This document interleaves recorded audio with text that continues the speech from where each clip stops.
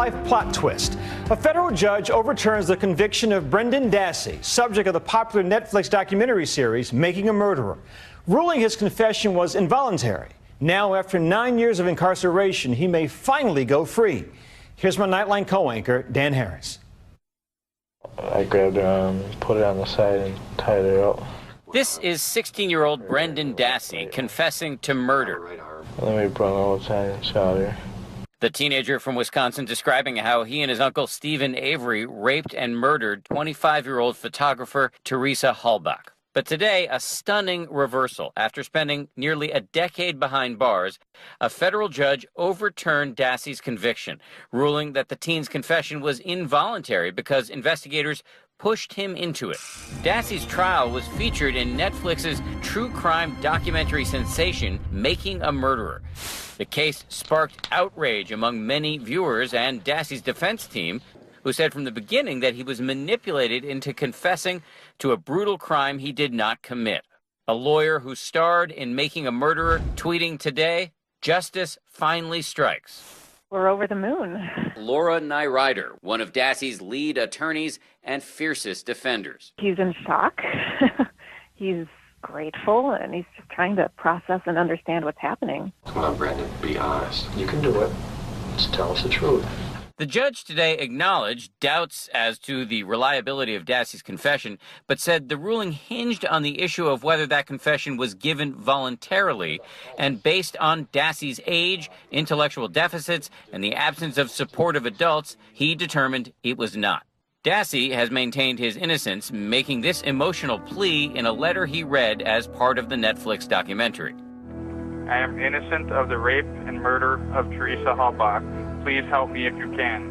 Sincerely, Brendan Dassey. Earlier this year, I set out to explore the question, if Brendan Dassey did not commit the crime, why would he confess?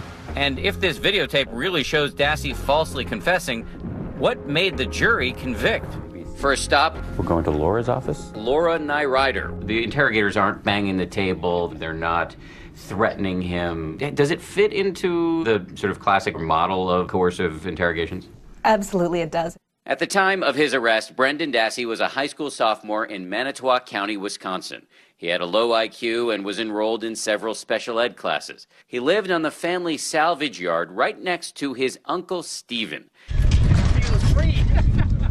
who had been released from prison after serving 18 years for a rape he didn't commit. I'm glad you're home, honey. But then Avery was arrested and charged with the murder of Teresa Halbach. Why don't you just have a seat, Brendan? Several months later, Brendan was brought in for questioning. Caught her. Caught her where? On her throat. It appeared hard to be able to argue that it was coerced. Len Kaczynski was one of Dassey's original court-appointed attorneys. He says when he watched the confession tape, he became convinced there was no way a jury would believe Dassey was innocent. Kaczynski did try to get Dassey's confession thrown out. The defendant's motion to suppress these statements is denied. What are your thoughts after today? Well, we're disappointed in, we're start over. So Kaczynski steered Dassey to cut a plea deal. He even set up another interview with his client and the police. You and Steve had this planned? Yeah? Yes or no? Yeah. An interview Kaczynski actually skipped because he says he had Army Reserve duty. How on earth could you opt out of that? With 20/20 hindsight, yeah, it was a mistake. For his failure to attend that meeting, Okay, why'd you sign that? the judge removed Kaczynski from Dassey's case. Do you have a clear conscience? Yes, I do. I did what I thought was in Dassey's best interest. I don't think, though, those mistakes had any impact at all on the verdict in Dassey's case. Several months later, Dassey went to trial with different attorneys, and his confession dominated the proceedings. Your job at the end of this case will decide whether that statement ought to be believed. When you watch the videos carefully, they'll be exposed for what they are, and I think they're just garbage.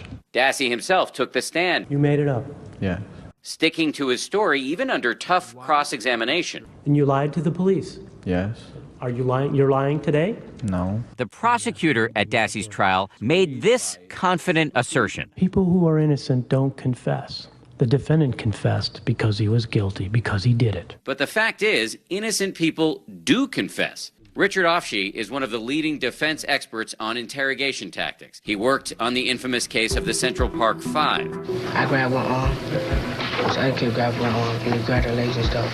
5 teenagers who confessed in gruesome detail to attacking and raping a 28-year-old woman in the spring of 1989.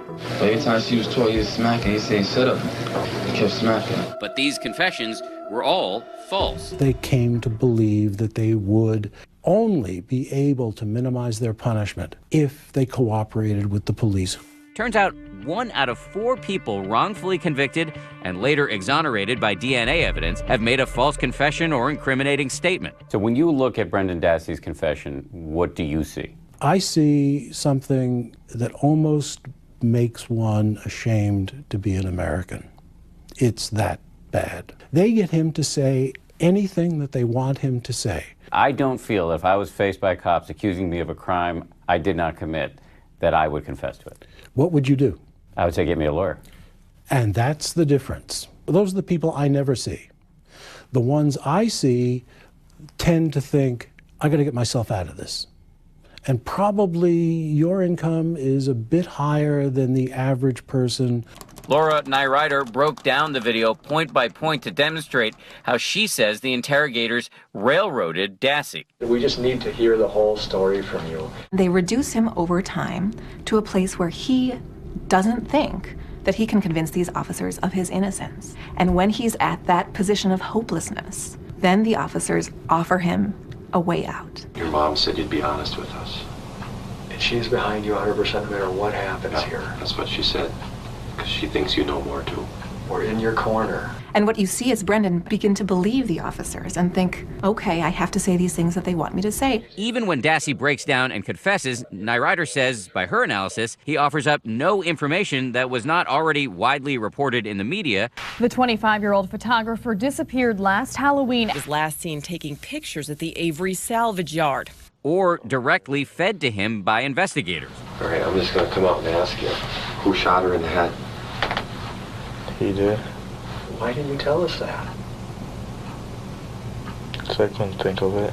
We reached out to the detectives in this video for comment, but our efforts were not successful. Prosecutors in Dassey's case now have 90 days to decide whether to appeal today's decision or retry him. If they do neither, he could be a free man once again. For Nightline, this is Dan Harris in New York.